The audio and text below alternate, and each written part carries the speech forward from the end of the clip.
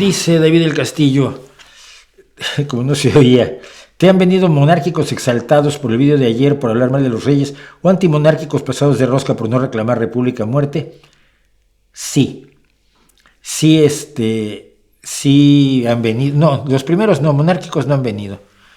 Creo que es muy difícil ya que un monárquico venga y vea mi canal, ¿no?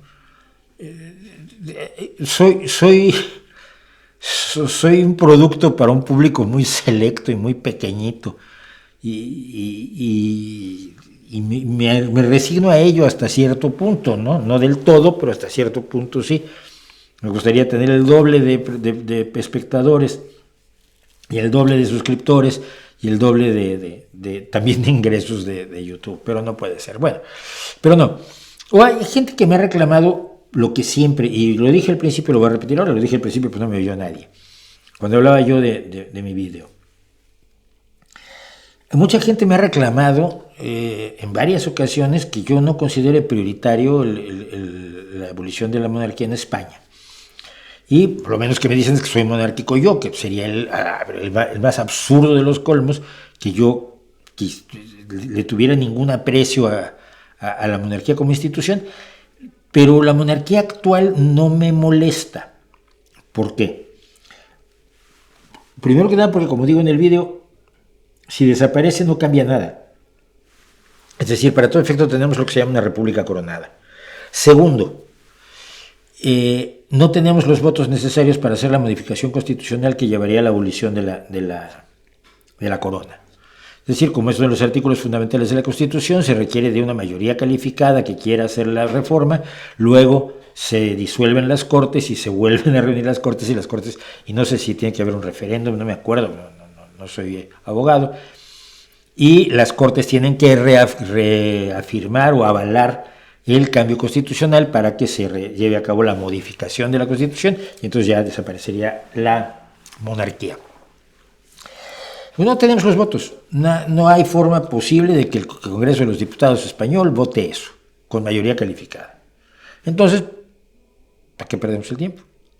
Y segunda cosa, ninguno de todos los que son críticos de la monarquía, o de los que somos críticos de la monarquía, estamos de acuerdo en qué república queremos. Yo quiero una república presidencialista, una república donde los diputados representen distritos y no sean, como actualmente, miembros de una lista en el régimen parlamentario tradicional europeo.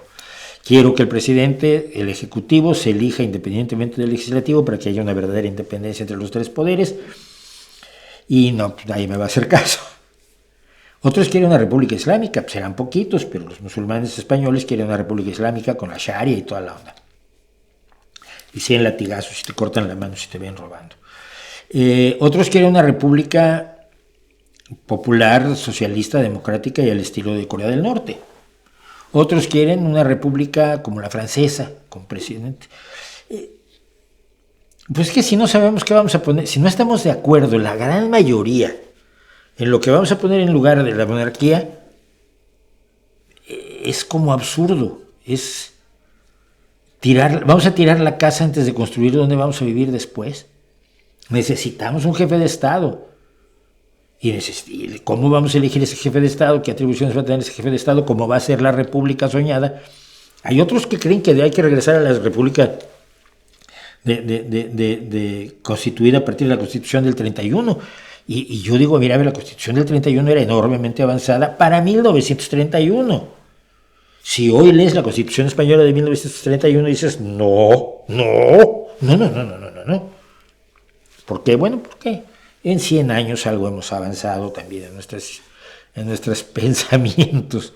Entonces, por todo eso, no es prioritaria para mí la abolición de la monarquía. No tengo ninguna prisa.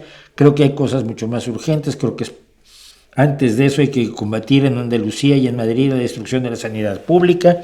Hay que fortalecer la educación, hay que fortalecer el sistema de pensiones, hay que fortalecer la inversión en ciencia.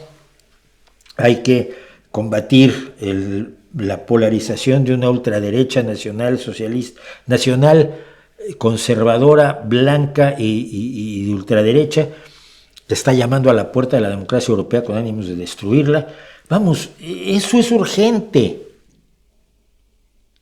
quitar a Felipe VI de donde está, me parece que estaría bien, pero no es lo más urgente. No lo encuentro lo más urgente.